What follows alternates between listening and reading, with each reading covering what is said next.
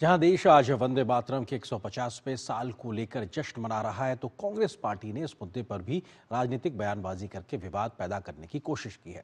PM Modi ने जवाहरलाल नेहरू पर वंदे मातरम को काटने छांटने का आरोप लगाया, तो कांग्रेस ने कहा कि बीजेपी आरएसएस वंदे मातरम का सम्मान नहीं करते हैं।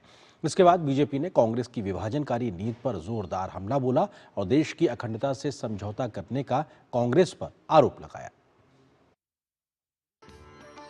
वंदे मातरम के 150 वर्ष पूरे होने के मौके पर आज प्रधानमंत्री नरेंद्र मोदी ने कांग्रेस और उसके विभाजनकारी नीति पर हमला बोला और कहा कि नेहरू के समय वंदे मातरम के मूल स्वरूप से छेड़छाड़ की गई थी और आज भी कांग्रेस उसी विभाजनकारी मानसिकता से काम कर रही है।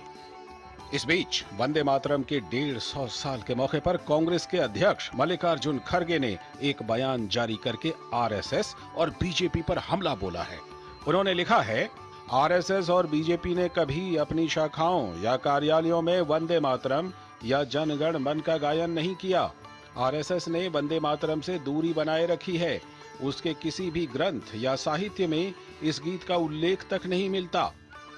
जहां कांग्रेस अध्यक्ष ने वंदे मातरम को लेकर बयान दिया है, तो कांग्रेस नेता संदीप दीक्षित ने कहा है कि उस समय की परिस्थितियों के अनुसार वंदे मातरम को छोटा करने का फैसला किया गया था। ये पहले 2 या 3 स्टैंजास जो हैं वो अपने में ही बहुत माँ भारती की वंदना करते हैं, वो पर्याप्त है।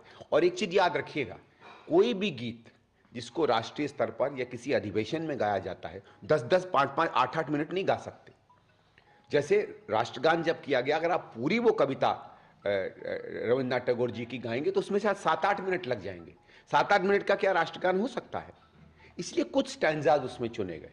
ये एक व्यवहारिक पक्ष भी होता है और एक उसमें एक संवेदनशीलता का पक्ष भी होता है। कांग्रेस की बयानबाजी के बाद बीजेपी ने कांग्रेस की विभाजनकारी नीति पर हमला बोला है और कहा है कि कांग्रेस सरकारों ने हमेशा देश को बांटने का काम किया है।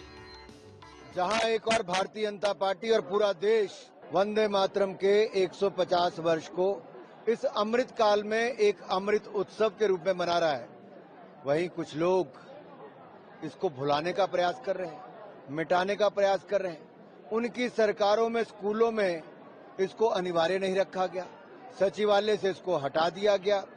उन पार्टियों के कार्यक्रमों में वंदे मातरम का कोई स्थान नहीं है और ये दल कोई और नहीं, लंबे समय तक सत्ता में रहने वाले परिवार और पार्टी ने वंदे मातरम को भुलाने का एक तरह से संयोजित तरीके से प्रयास किया गया है।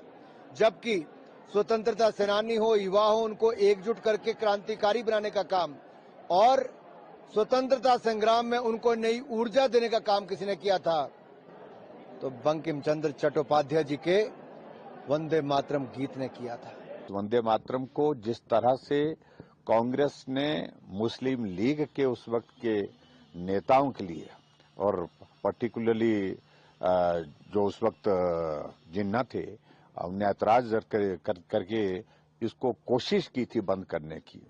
बंद तो नहीं हो पाया, लेकिन उसके बावजूद इसको जो है वो जो स्थान सम्मान जो मिलना चाहिए था उसमें बाधा पैदा की।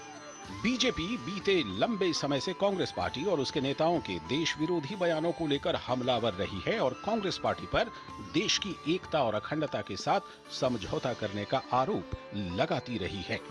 Bureau report, DD news. तो इसी खबर पे हम करेंगे चर्चा। इससे जुड़ा है